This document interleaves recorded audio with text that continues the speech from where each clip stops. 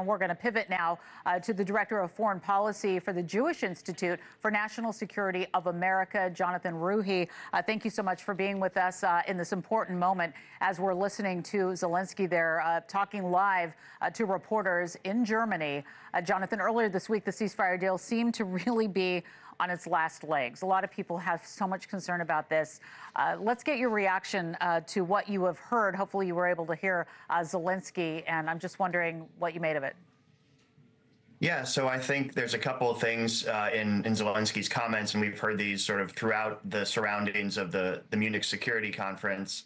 And one of them is Zelensky, certainly I think has taken the right approach in framing these negotiations as they can either be a victory for President Trump or a victory for Vladimir Putin. And that not only plays to Trump's personality and sensibilities, but I think really gets to a core issue here, which is the consequences for the United States of a ceasefire that is insufficient to maintain Ukraine's sovereignty and its integrity, and which needlessly forecloses the potential for Ukraine and NATO to decide whether or not Ukraine joins NATO, not for Russia to have that decision.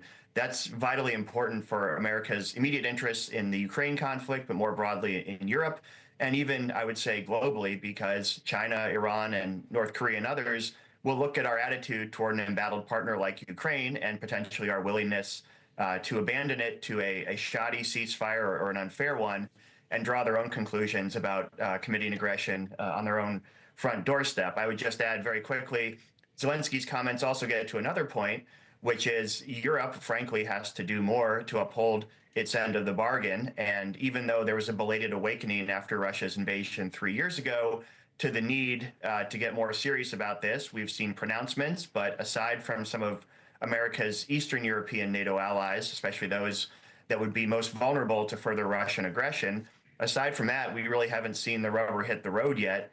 And so I think a key element in any ceasefire, at least the viability of it, and Ukraine's ability to prepare for what could inevitably be further Russian aggression, is intimately tied to Europe's own ability to support their security and their front doorstep as well. At this point, how do you see Trump on the world stage? We're in our first 100 days of this new administration, 2.0, as people say. How do you see him on the world stage handling what is at stake right now? So I think it's been very interesting to see so far. I think it's to be fair to President Trump, he inherited a very bad hand, which he is now trying to play as well and aggressively as possible in various conflicts. Certainly in Ukraine, where we saw his predecessor, the Biden administration, basically go half speed, which is where you get hurt the most, because they would sort of advertise their concerns about escalation with Russia, and then do just enough, but belatedly, to sort of keep Ukraine's ability to keep fighting afloat, which I don't think has done anything to convince Vladimir Putin that his aggression was mistaken, really, in any way. So I think the Trump administration is trying to shake things up there, and we'll see how that comes out, for better or for worse. Similarly, I would say in the Middle East, President Trump has inherited, a mixed bag, but frankly, one that I don't envy the tasks facing his administration. We've seen, as relates to the Gaza ceasefire, he put intense pressure on everyone, Israel, Hamas, and everyone else, to get a deal in place before he entered office. And I think that reflects this larger sort of scene that I'm talking about, where he has just inherited, various forms of chaos around the world. And I think on that stage so far, he has sort of taken the approach, which is everything that has come up to this point isn't working. So we need to think outside of the box. And I'll start by taking positions that no one has ever uttered before to see what the reactions are, and we'll go from there. One of the things I wanted to ask you about today is what's going on with the hostage situation, because earlier this week, the ceasefire deal did seem to be on its last legs. We were starting to talk about this a second ago. What do you think made Hamas change their course and agree to release the hostages, as, we just had this happen mere hours ago? So I think President Trump's threats, sort of on behalf of Israel to collapse this ceasefire and presumably to force Hamas to start paying a military cost, I think that certainly was perhaps the deciding factor, really the only factor in them agreeing to go forward with this first phase of the ceasefire and then exchanging the hostages.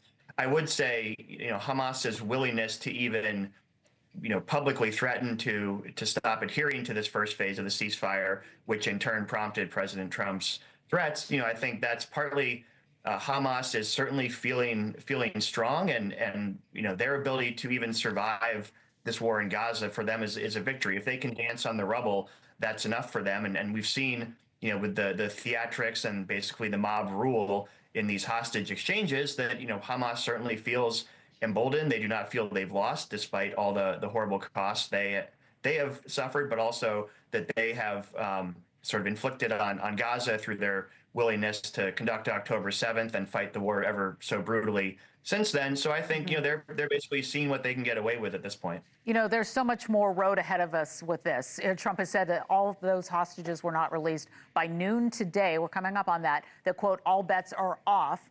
But just a short time ago, the president said this on X. Let's take a look. He said Israel will now have to decide what they will do about the 12 o'clock deadline today imposed on the release of all the hostages. The United States will back the decision they make. So is the president backtracking on his earlier tough talk by now putting the onus on Israel to respond? Or how do you see that? So I think this sort of goes back to the earlier point. Trump sort of, I believe, thinks that if he can sort of act as an agent of chaos here, he can get results that weren't even remotely possible under the Biden administration, that followed a rather predictable course and had a large element of timidity in trying to secure a ceasefire. I would say, however, in demanding that Hamas release all of the hostages by noon today, Trump is contradicting the ceasefire deal that he pushed for so ardently as president-elect. And so, I think there's a lot of sort of playing it by ear, frankly, at this point. I would note that, anytime the United States and Israel appear to be on different pages, as I like to say, anytime there's visible daylight between the United States and Israel, that's certainly something that Hamas exploits. And so, I think while there is potentially some beneficial side to Trump's sort of, chaos theory here, in ways like this, it can actually be counterproductive. And as you noted, put the onus on Israel to do something that perhaps they weren't necessarily planning to do in the first place, because everything we've seen from the Israelis so far is they are willing to stick to the phase one conditions of the hostage exchange, and only willing to resume military operations if indeed Hamas fails to uphold its end of the bargain. Yeah, we've got that countdown to the deadline, and we'll continue to watch it. The Director of Foreign Policy for the Jewish Institute for the National Security of America, Jonathan Ruhe, thank you so much for being here on this very important moment during this hour. I appreciate it. Thank you for having me. All right, thank you.